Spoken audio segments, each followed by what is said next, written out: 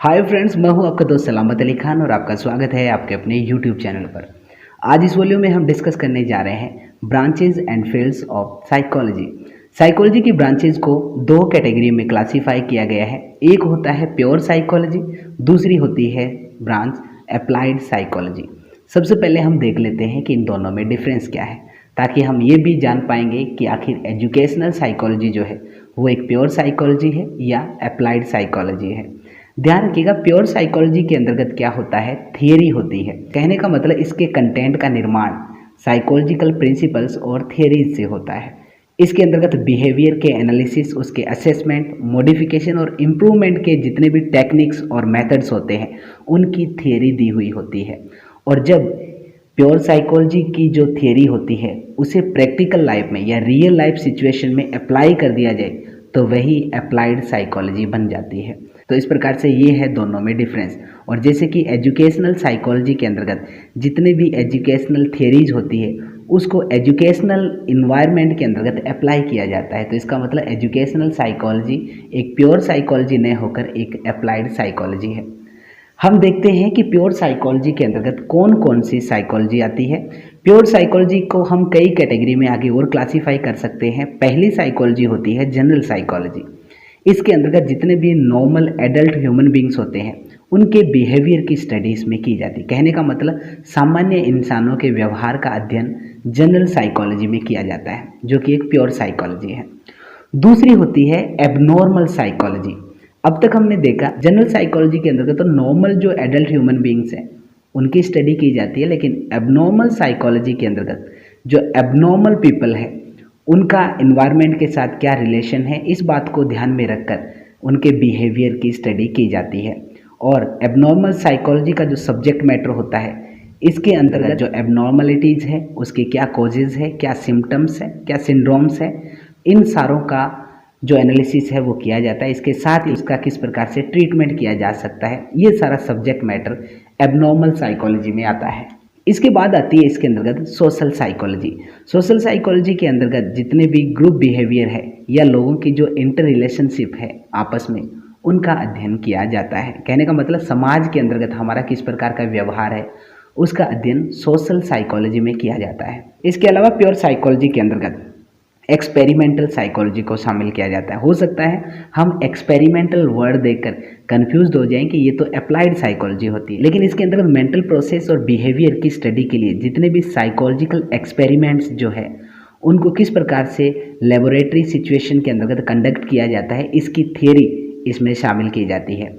और experimental psychology का subject matter animals, birds, human beings होते हैं। ध्यान रखिएगा, इसमें अप्लाइड नहीं किया जाता है, बल्कि इसमें सिर्फ इस बात की जानकारी दी जाती है कि कैसे इनको अप्लाई किया जा सकता है। तो ये भी प्योर साइकोलॉजी के अंतर्गत ही आती है। इसके अलावा प्योर साइकोलॉजी में शामिल किया जाता है फिजियोलॉजिकल साइकोलॉजी को। इसके अंतर्गत जो इंटरनल इन्वायरमेंट है और जो फिजियोलॉजिकल स्ट्रक्चर है बॉडी की, जिसके अंतर्गत हमारा ब्रेन, नर्वस सिस्टम, हमारी ग्लैंड्स की फंक्शनिंग और इसके साथ जो 3 प्रकार की एक्टिविटी है, मोटर, कॉग्निटिव, अफेक्टिव, उसका ह्यूमन बिहेवियर के साथ क्या लिंक पाया जाता है उसका अध्ययन इसमें किया जाता है। कहने का मतलब शरीर विज्ञान से संबंधित जो चीज़ों का अध्ययन किया जाता है वो फिजियोलॉजिकल साइकोलॉजी के अंतर्गत किया जाता है। इसके अलावा प्योर साइकोलॉजी में शामिल किया जाता है पैरा साइकोलॉजी को। ये साइकोलॉजी की एक न्यू ब्रांच है। इसके अंतर्गत जितने भी एक्स्ट्रा सेंसरी परसेप्शन है, कहने का मतलब हमारी ज्ञानेंद्रियों से परे की जो मतलब परलौकिक बातों का अध्ययन जो है वो पैरा साइकोलॉजी में किया जाता है। नेक्स्ट है जियो साइकोलॉजी। जैसे कि इसके नाम से स्पष्ट है, ह्यूमन बिहेवियर का फिजिकल इन्वायरमेंट के साथ जो संबंध है, जिसमें स्पेशली वेदर, क्लाइमेट, सॉइल और लैंडस्केप, इनका जो स्टडी किया जाता है वो जियो साइकोलॉजी के अंतर्गत किया जाता है। इसके अलावा प्योर साइकोलॉजी की एक इम्पॉर्टेंट ब्रांच है वो है डेवलपमेंटल साइकोलॉजी। इसके अंतर्गत बर्थ से लेकर ओल्ड एज तक जो ग्रोथ और डेवलपमेंट है उसकी स्टडी की जाती है। और डेवलपमेंटल साइकोलॉजी की 3 सब कैटेगरीज है, जिसके अंतर्गत चाइल्ड साइकोलॉजी, एडोलसेंट साइकोलॉजी और एडल्ट साइकोलॉजी को शामिल किया जाता है। तो ये सारी जो ब्रांचेज है वो प्योर साइकोलॉजी की है, जिसके अंतर्गत केवल थियरी का अध्ययन किया जाता है। और जब इन सारी थियरी को रियल लाइफ सिचुएशन में अप्लाई कर दिया जाएगा तो ये सारी अप्लाइड साइकोलॉजी हो जाती है। और जिसके अंतर्गत कौन कौन सी शामिल की जाती है, सबसे पहले है एजुकेशनल साइकोलॉजी। एजुकेशनल साइकोलॉजी को साइकोलॉजी की एक ऐसी ब्रांच के रूप में डिफाइन किया जा सकता है जो लर्नर के बिहेवियर का उसकी एजुकेशनल नीड्स और उसके एजुकेशनल इन्वायरमेंट के संबंध में स्टडी करती है। कहने का मतलब साइकोलॉजी तो है, वो तो सीधा बिहेवियर का अध्ययन करती है, लेकिन एजुकेशनल साइकोलॉजी किसी लर्नर का एजुकेशनल इन्वायरमेंट के रिलेशन के आधार पर उसके बिहेवियर की स्टडी करती है।